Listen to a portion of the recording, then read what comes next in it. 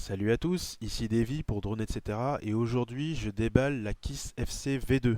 Avant même de commencer la présentation de la carte, j'ai trouvé intéressant de regarder le packaging. Pourquoi? Pour critiquer un petit peu.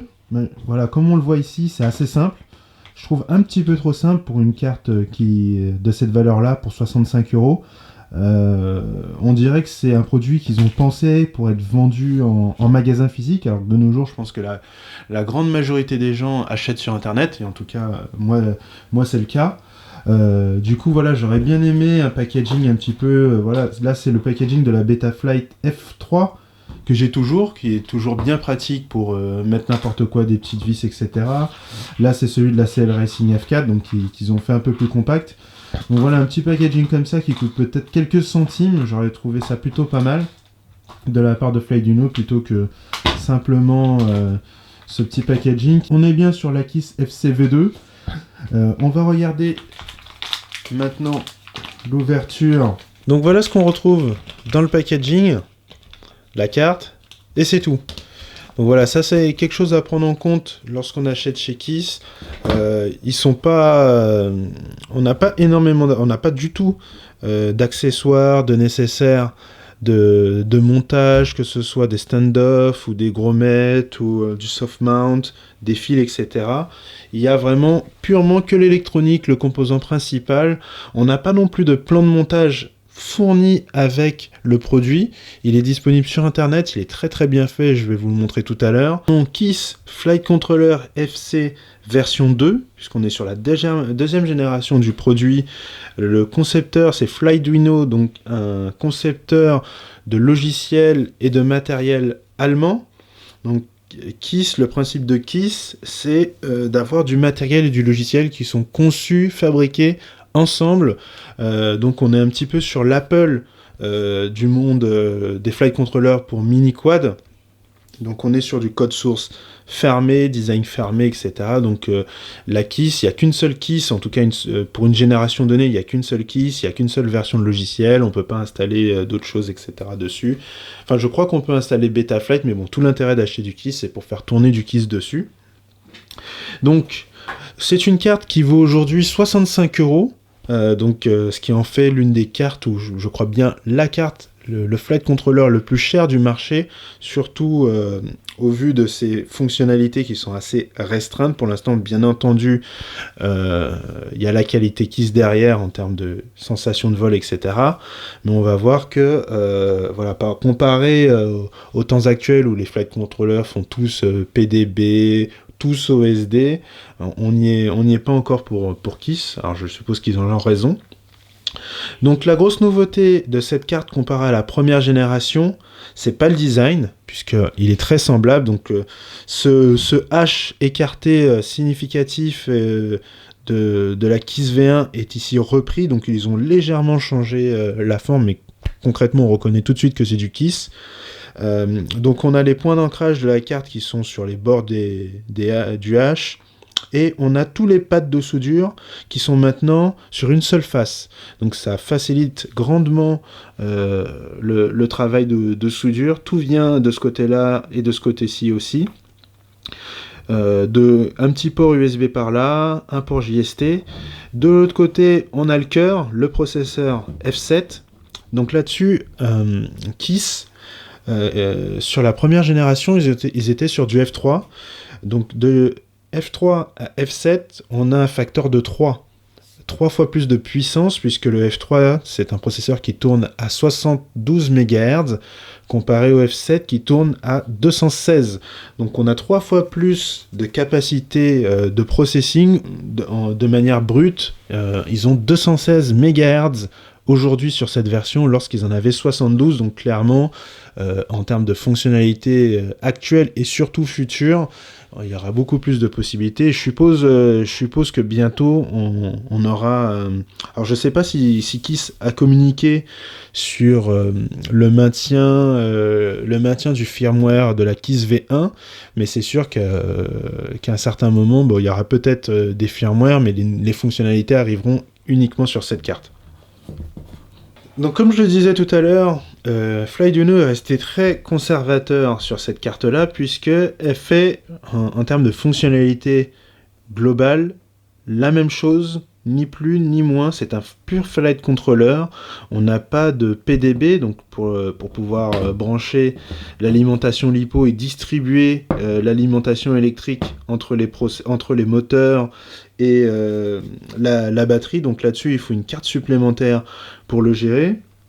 On n'a pas non plus d'OSD, donc pour moi, d'OSD intégré bien sûr, puisque c'est quand même possible soit d'avoir une petite carte mini USB et OSD et la connecter par un port JST ici, ou bien d'utiliser un PDB, donc le plus connu aujourd'hui pour la KISS FC V1, et je crois qu'il reste compatible avec la V2, c'est le PDB Monsieur Steel, qui est plutôt orienté pour l'Alien d'Impulse RC. Donc c'est un PDB qui fait évidemment PDB, qui fait OSD, qui a un buzzer. Donc je pense que c'est un bon produit qui est bien adapté pour la frame, pour la carte et pour la frame, l'Alien, même si je pense qu'on peut l'utiliser sur d'autres frames. Mais le problème c'est qu'il coûte 50 €. Donc comme on est déjà sur un flight controller à 65 €, si on veut lui adjoindre facilement un OSD, il faut rajouter 50 € de plus. Sans compter le prix des ESC qui aujourd'hui sont à 30 € pièce. Donc 30 € c'est beaucoup lorsqu'on le compare aux ESC unitaires BLLI 32 qui aujourd'hui au maximum je crois sont dans les 18-19 € pour ceux de marque. Donc ça fait quand même une belle différence. Ils sont au moins 10 € plus chers à l'unité. Donc pour un set de 4, on est déjà quasiment à 50 € de plus de ce qu'on aurait en BLLI 32. Donc ça fait quand même une belle différence. Clairement, lorsqu'on achète du KISS et lorsqu'on veut quand même se faire plaisir et on a un joli budget. En termes de présentation de pads, on voit bien ils sont relativement de bonne taille. Ils ne sont pas énormes, mais ils sont pas. Je pense pas qu'ils seront désagréables à utiliser. Il y a des pads beaucoup plus petits, typiquement sur les cartes au format 20.20. Des fois, on a le pad fait la taille de la pointe du fer à souder, donc c'est assez délicat. Donc là, c'est agréable. D'expérience sur ma KISS CC, ça se soude très bien, les cartes de chez KISS. J'ai pas eu de problème à souder, dessouder. C'est de la bonne qualité, il n'y a pas de doute. Et donc lorsqu'on compare juste la partie matérielle, donc si on cherche des cartes qui ont des processeurs F7, il n'y en a pas beaucoup aujourd'hui. Donc niveau Raceflight, c'est clair, il n'y en a pas, puisque voilà, les dirigeants de Raceflight ont indiqué que eux ils en voient pas le besoin pour l'instant. Côté Betaflight, il faut savoir qu'aujourd'hui, et même en version 3.3, qui est en release candidate aujourd'hui en février 2018, Betaflight est optimisé pour les processeurs F4. Donc on peut faire tourner Betaflight sur les processeurs F7 maintenant. Il y a encore quelques semaines, quelques mois, il y avait des bugs vraiment majeurs en F7. Maintenant on peut faire tourner, mais ça marche moins bien sur un processeur F7. Donc l'intérêt n'est pas énorme. Et donc les deux cartes que j'avais vues, c'est la Betaflight F7 qui est vendue et fabriquée par FPV Model.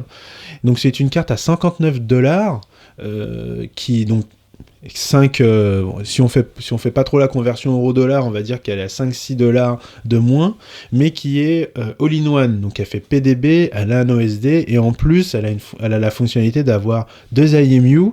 Donc l'IMU MPU 6000 comme sur la KISS qui est intégré, qui est soudé sur le PCB, et au-dessus du processeur, ils mettent une espèce de petite boîte avec une matière qui soft mount un ICM 20602, et donc dans les commandes de Betaflight, on a la possibilité de changer le capteur si on veut un capteur qui est un peu plus sensible au niveau des fluctuations d'angle du quad, mais qui va permettre de se rapprocher théoriquement du fonctionnement de Raceflight. Donc c'est une carte assez particulière aujourd'hui. Je pense pas qu'ils en vendent énormément, puisque comme je l'ai dit, Betaflight n'est pas optimisé pour, mais elle existe. Et la deuxième qui existe, c'est la Matek F722, donc qui ressemble énormément à cette F405, celle-ci c'est une F4. Et bien la F722, c'est quasiment la même carte, mais avec un processeur F7, donc qui est un peu plus gros, qui propose aussi un OSD, mais qui ne fait que Flight Controller OSD, elle ne fait pas PDB. Évidemment, elle n'a pas de SC intégré. Mais là, du coup, c'est une carte à 39 $. Donc, qui est quasiment 2 fois moins chère que la KISS. Donc évidemment, je la compare d'un point de vue hardware, mais d'un point de vue logiciel, c'est plus compliqué, puisque comparé entre Betaflight qui a du code source ouvert et KISS et Raceflight, mais surtout KISS pour le moment, voilà, qui a son propre cycle de développement, qui forcément a besoin de gagner de l'argent pour développer sa carte. Là où les développeurs de Betaflight, je pense qu'ils sont au moins 10 fois plus nombreux, si ce n'est... je crois même qu'il y a 1 ou 2 développeurs de KISS, je sais pas exactement combien de développeurs il y a chez KISS. Entre-temps, j'ai découvert 2 autres cartes F7. Donc la première, c'est la Youpi F7 de chez Youpi, qui est un constructeur français, je crois. Donc du coup, la Youpi F7 qui est vendue chez Drone FPV Racer pour 59,90 euros. Donc c'est une carte assez standard, hein, F7 qui fait PDB intégré, OSD, etc. Donc assez semblable à la Betaflight F7, sauf qu'elle n'a pas la fameuse fonctionnalité de pouvoir switcher entre gyro MPU 6000 et ICM 20608. Donc un peu plus standard du coup. Donc la quatrième carte, elle est chez Airbot, donc c'est la Omnibus All-in-One F7 V2. Donc V2, il y a une V1, mais je pense qu'elle n'a pas été très commercialisée. Par contre, lorsqu'on la compare à la Betaflight F7, on voit clairement un lien de parenté. On sent très bien le système de softmount du gyroscope qui est identique. Le système aussi avec une nappe pour relier au flight controller. Donc je dirais que la Betaflight F7 est sûrement la Omnibus F7 V3, ou en tout cas une fusion du savoir Betaflight F4 et de la Omnibus. Donc entre les deux, je pense que la Betaflight F7 pour le même prix en plus sera avantageuse.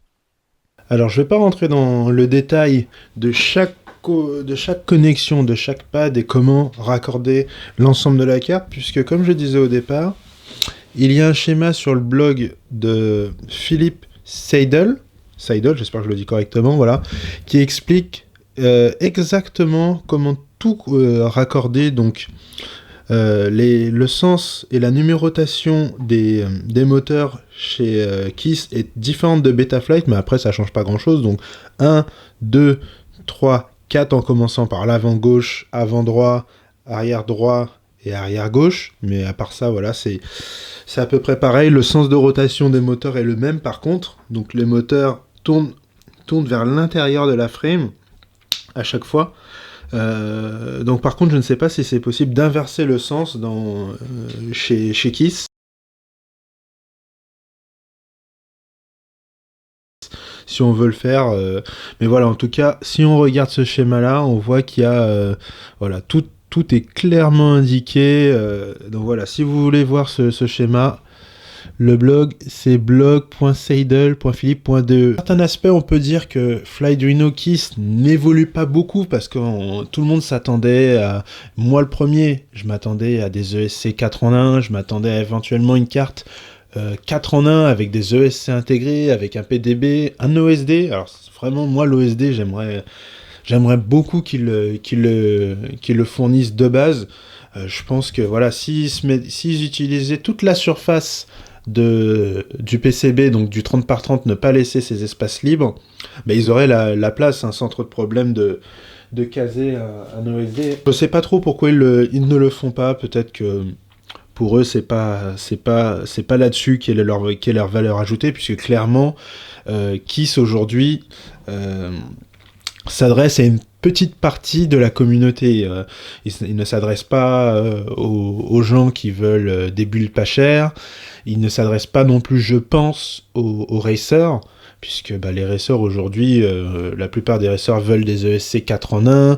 On veut que la frame soit la plus légère possible, et clairement avec du KISS, avec des ESC séparés, avec beaucoup de fils du coup à connecter entre la carte et les différents composants, ça fait beaucoup de choses qui sont pas trop compatibles pour un racer. Et quand on regarde bien dans les courses, que ce soit en France ou dans le monde entier, et forcément dans multi-GP, il n'y a pas de KISS. Il y a quelques Raceflight, beaucoup de Betaflight, Raceflight, mais KISS, j'ai pas l'impression qu'il y en a beaucoup. Au niveau montage, voilà la frame qui va accueillir la KISS V2. Donc c'est l'Harmattan Rooster, donc la nouveauté 2018 de chez Harmattan qui vient remplacer le Caméléon. Je suis aussi en train de faire une vidéo là-dessus, mais elle sortira après la présentation de la Kiss V2. Forcément, ça me prend un peu plus de temps de monter tout ça. Donc là, comme je le disais tout à l'heure, je suis obligé d'utiliser un PDB. Donc là, j'utiliserai pas un PDB Monsieur Steel, c'est un bon PDB classique de chez Matek. Pour le coup ici qui est brandé Astro X, mais c'est bien un Matek, donc qui propose un bec 5 volts et 12 volts pour 4 moteurs.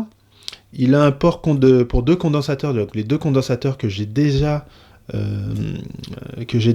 soudé dessus, et au lieu de connecter directement le port XT60, j'ai mis du câble pour avoir un peu plus d'allonge et avoir un peu plus de flex aussi en cas de crash pour pas que l'arrachage de la batterie casse ou abîme mon PDB.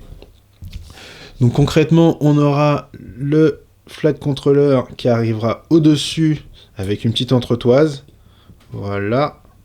Comme ceci. Hop, voilà. Et donc, on voit déjà que j'aurais plus énormément de place. Donc, à la rigueur, je peux mettre un flight contre mon récepteur radio par-dessus, mais au vu de la hauteur de la stack du Caméléon, j'ai plus énormément de place. Donc, clairement, le fait d'être obligé de rajouter un PDB fait perdre en espace. Donc là-dessus, il faut encore rajouter le VTX. Donc le VTX, je pense qu'il y a moyen de le caser par ici. Mais mine de rien, c'est assez imposant. Si je récapitule cette présentation unboxing en quelques points sur les avantages et les inconvénients. Je commence par les inconvénients. Pour moi, le premier, c'est le prix.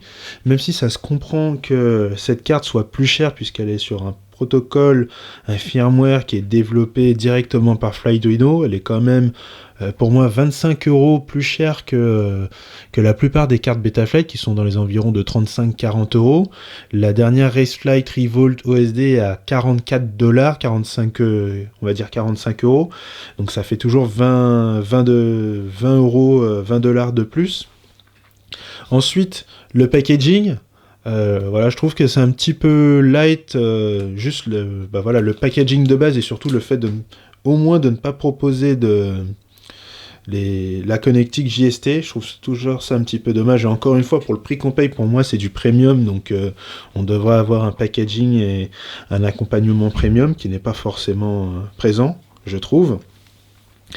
Le troisième point, c'est l'écosystème. Donc là, c'est un avantage et un inconvénient, puisque voilà, l'écosystème est complet. On a les ESC de KISS qui ont un protocole et un firmware spécifique qui sont faits pour fonctionner avec la KISS FC, qui permettent de faire du D-Shot 2400 avec leur fameux nouveau protocole SYN hybride, qui apparemment permet de faire avoir des transitions du moteur encore meilleures qu'auparavant, qui apparemment permettent d'avoir un meilleur rendement sur les moteurs. Donc là-dessus, il faut évidemment comparer deux configurations identiques pour voir si on se rend compte réellement de la différence, mais apparemment ça marche bien.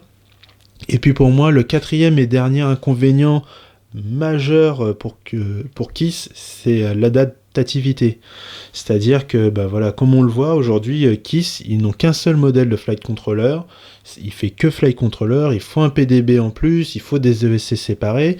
Donc typiquement, KISS, c'est clairement fermé le marché, en tout cas pour l'instant, du monde du racing, tout ce qui est multi-GP, rotor match, coupe, etc. Clairement, on voit pas grand monde aujourd'hui faire des courses avec des combos KISS, à part l'équipe allemande de KISS qui forcément utilise du KISS. Personne d'autre ne fait ça. La plupart des gens maintenant ont des ESC 4 en 1, BLLIS ou BLLI 32, avec une carte qui fait tout, OSD, PDB, etc. Donc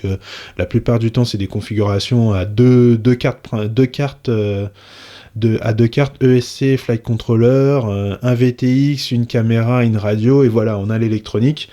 Tandis que là, on est quand même sur un peu plus de sauce, plutôt orienté freestyle. Il faut dire que les gens qui ont popularisé Kiss, Monsieur Steele, Chad Nowak, ce sont plutôt des freestylers et pas des racers, donc c'est assez logique. Mais bon, c'est un petit peu dommage de la part de Kiss de ne pas adresser cette partie du marché. Je pense qu'il y a pas mal de gens qui sont intéressés par les caractéristiques de vol de Kiss et qui ne peuvent, qui de base ne vont même pas regarder, puisque niveau packaging ça correspond pas du racer ou des frames ultra light.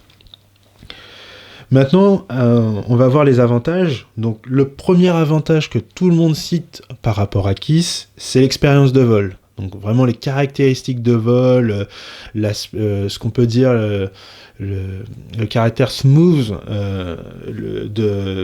d'une frame avec Kiss. Apparemment, voilà, les algorithmes, le code de Kiss permet d'avoir une meilleure expérience de vol, apparemment ça vole mieux, etc. Donc moi sur ma frame 3 pouces, je l'ai uniquement utilisé avec du Kiss, donc j'ai pas pu comparer Betaflight et versus Kiss sur la même configuration. Je pense que cette fois-ci pour mon rooster, ça sera plus facile de comparer, puisque même si c'est pas exactement la même frame, j'ai des caméléons sur Betaflight. Donc comme je disais tout à l'heure, l'écosystème, c'est un avantage et un inconvénient.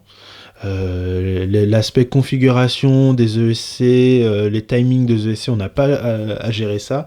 Le flight controller, entre guillemets, règle directement les ESC, puisque c'est le protocole KISS qui permet de faire ça. Le gros avantage aujourd'hui, c'est que mine de rien, elles sont à la pointe de la technologie, puisque c'est le seul combo flight controller ESC qui permet de faire du D-Shot 2400. Donc, bien entendu, ça m'étonnerait qu'on voit une grosse différence entre du D-Shot 1200 et du D-Shot 2400. Mais clairement, voilà, ils se sont mis un petit avantage d'au moins quelques mois par rapport à BLLI 32 et Betaflight d'un point de vue chiffre. Donc, c'est pas mal. Évidemment, l'avantage aussi, c'est la puce F7. Donc la puce F7 qui aujourd'hui culmine dans la gamme des processeurs ARM. Je ne sais pas qu'est-ce qu'il y aura après F7, puisque personne ne parle de puce supérieure à F7 aujourd'hui. Donc 216 MHz comparé aux 168 d'une F4 et surtout aux 71 de la F3 qu'il y avait dans la Kiss FCV1. Donc, et évidemment, on n'a plus à s'embêter par rapport à la télémétrie FrSky inversée. Là-dessus, le F7, il sait tout gérer, donc S-Bus, SmartPort, Smart Audio, il n'y a pas de souci, on connecte tout ça, il y a des ports et des pads pour tout faire. Voilà, c'était l'unboxing, aperçu et analyse de la Kiss FC V2. Donc depuis l'enregistrement de la vidéo, j'ai eu le temps de terminer le montage de rooster. J'ai pas pu le maiden jusqu'à maintenant puisque le temps en région parisienne n'était pas vraiment agréable. Donc il y aura une seconde partie de cette vidéo pour le maiden et puis comparer mon expérience de vol et puis si tout s'est bien passé. Merci et à bientôt sur Drone etc.